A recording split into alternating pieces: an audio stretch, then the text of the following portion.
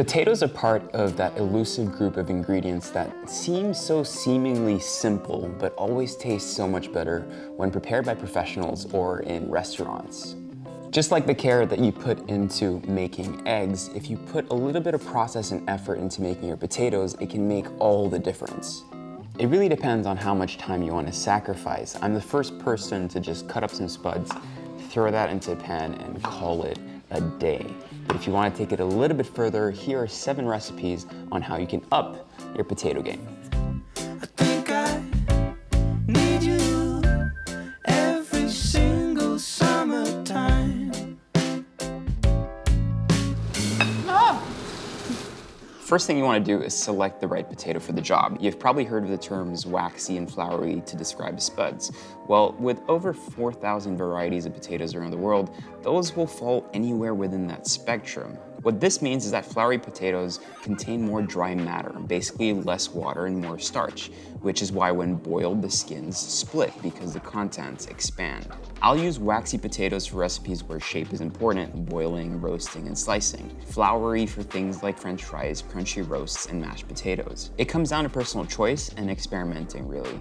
It's very difficult for me to tell you what potatoes to use, since depending on what country you're in, the varieties will be very different. I will just let you know what kind of potato you need to search for. Mash is very personal. Some people like it rustic and chunky, skins on, others creamy and smooth. We are gonna go for a smooth one. First thing you wanna do is take your starchy potatoes, cover them in cold water, add in some salt, all this in a pot, and bring it to a boil. Once boiling, let that go for about 15 to 20 minutes or until fork tender. While that's cooking, get some milk hot, bring it only to a simmer, and let infuse some aromatics.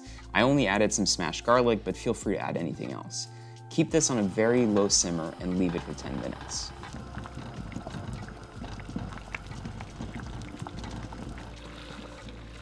Once the potatoes are cooked, strain them and let them cool down to room temperature before peeling them very slowly.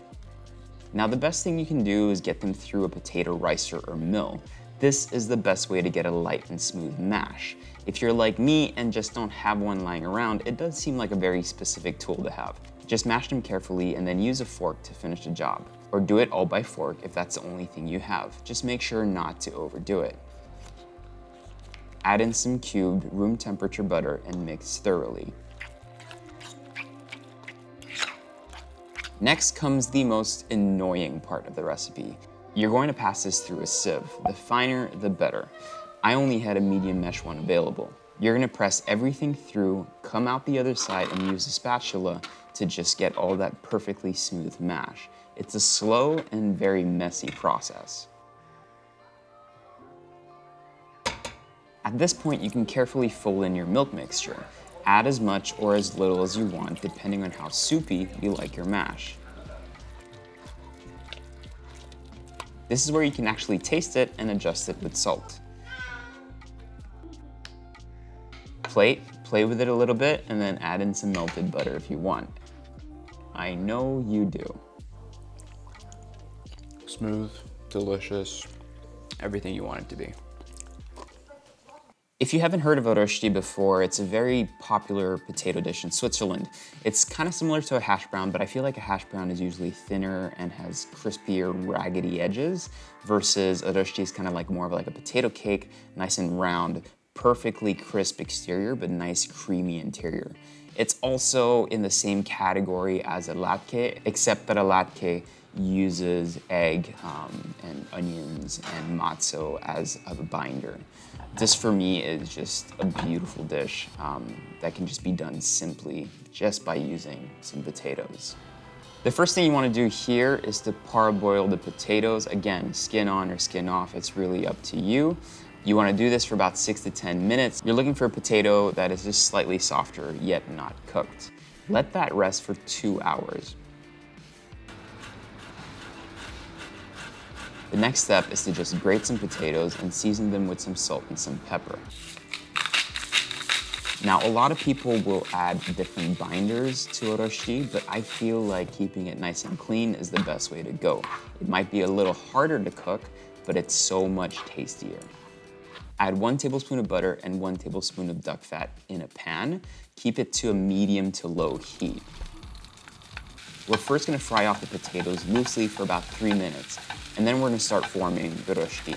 Cook that for about 10 minutes or until the bottom is completely brown. Now comes the tricky part. You just have to take a plate that'll fit over it and then flip the plate with the pan to make sure you keep everything together. We're then going to slide in the potatoes and then cook that for a further 10 minutes after re-adding some butter and some duck fat to the pan.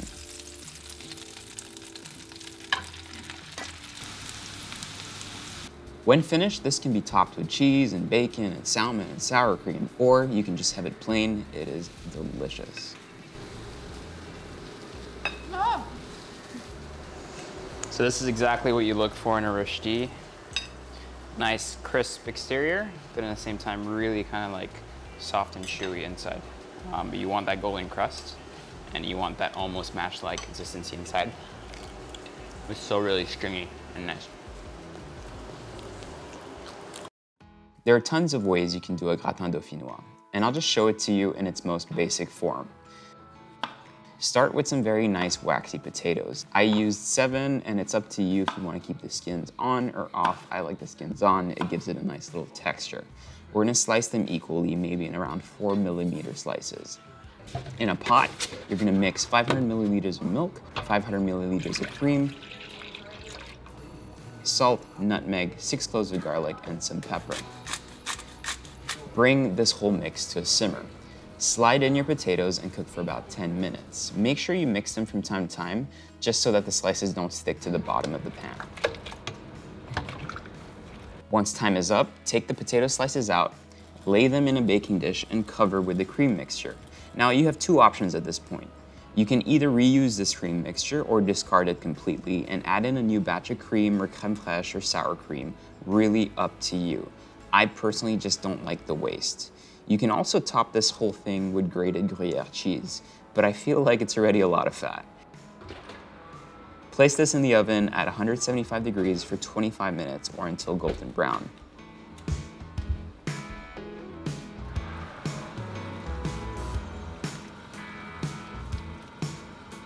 Once done, rest 20 minutes before serving.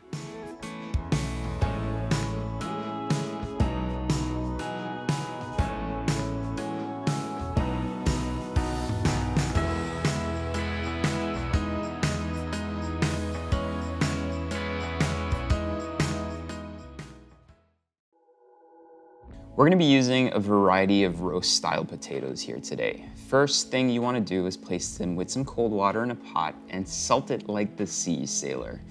Once it starts boiling, cook for about 10 minutes until they are fork tender but not yet falling apart. Drain and let them cool a little bit to remove that excess moisture. Now comes the fun part. Take whatever anger you have and smash them using whatever you have that's flat. Air dry this for about 1 hour on the countertop. Then cook with whatever fat you want. I use olive oil, but this works really well with duck and bacon fat as well. Add some garlic or some herbs to the pan for some extra flavor. Cook until both sides are nice and crispy. When finished, get a nice place out, smear some sour cream on your plate, top with potatoes, Parmesan cheese, salt, pepper, extra virgin olive oil, and parsley. You can do a variety of cheese and meats on this.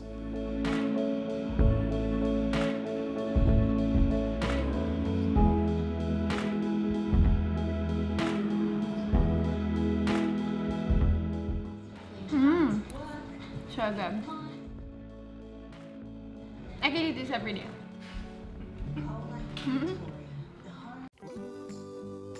These roast potatoes maximize the crisp to creamy contrast in each chunk of potato.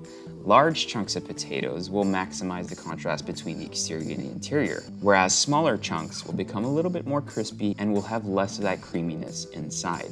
For this recipe, I always go for floury potatoes. Let's do both sizes so we can show you the result.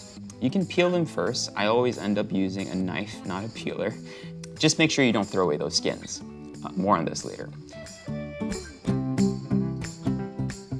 I like parboiling the potatoes in alkaline water. It breaks down the sides of the potato, creating a nice area that will get raggedy, powdery, and eventually crunchy. All you have to do is add in at least a half teaspoon of baking soda to your water. Once mixed, add in your potatoes and cook until fork tender and edgy looking, if that makes sense. In a separate pan, infuse some duck fat or olive oil with a couple cloves of garlic and then strain after 15 minutes on low heat. You can add in some herbs to the fat as well. Drain, let steam, and puff up your potatoes for 1 hour in a sieve. Rough them up a little and mix them in a pot with the infused fat. Space them out on a sheet tray and bake at 200 degrees until crispy. Make sure to flip them after about 20 minutes in the oven and just monitor them to make sure you don't overcook them. Now talk about texture.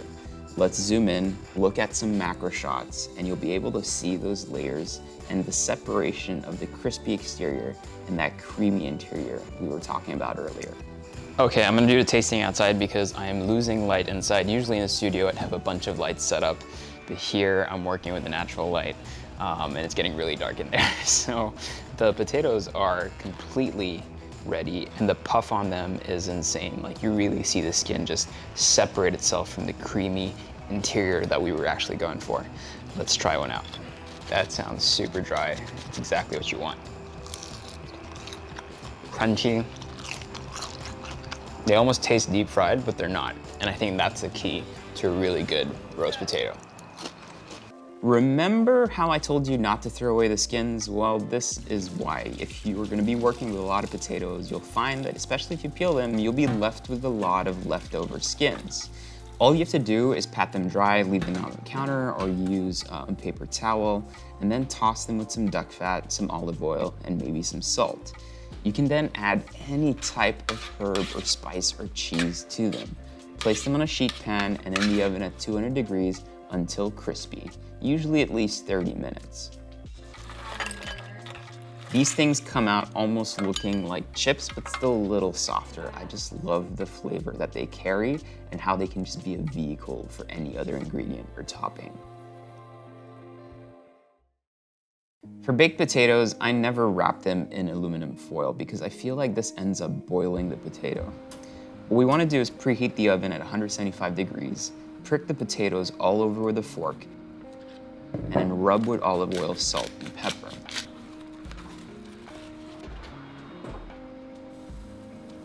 Place them straight on the roasting rack. These will cook for at least 60 minutes, but just make sure you flip them over halfway. These will be perfectly creamy inside with a puffy, crunchy, blistered, and salty exterior. Once done, just split them open and fill them with whatever you want. You can never go wrong with butter, but if you're feeling a little fancy, some sour cream and some fish roe works just fine as well.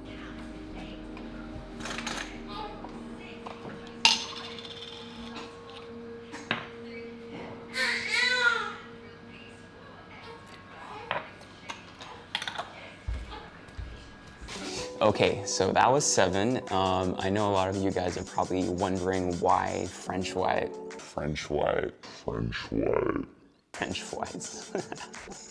Can't talk. I know some of you are probably wondering why French fries weren't part of the recipes that we put up. Well, it's simple. These videos are taking me way longer than I imagined to shoot. This one in particular took about 1 week, and that's because I'm only working with natural light, so my timing per day is quite limited. So French fries in itself, I feel like it requires its own video because there's so many different ways of making, let's do this again, because there's so many different ways you can make French fries. So the next video I'm gonna be posting after this one will be all about French fries and just finding the type of recipe that works for you. And I'll show you the one that I prefer doing at home. So thanks for watching. Please just, I'm gonna ramble on because I really can't talk right now. Please just put down in the comments below what other recipes you wanna see depending on the ingredients that you have access to, and we'll try to get to it. As always,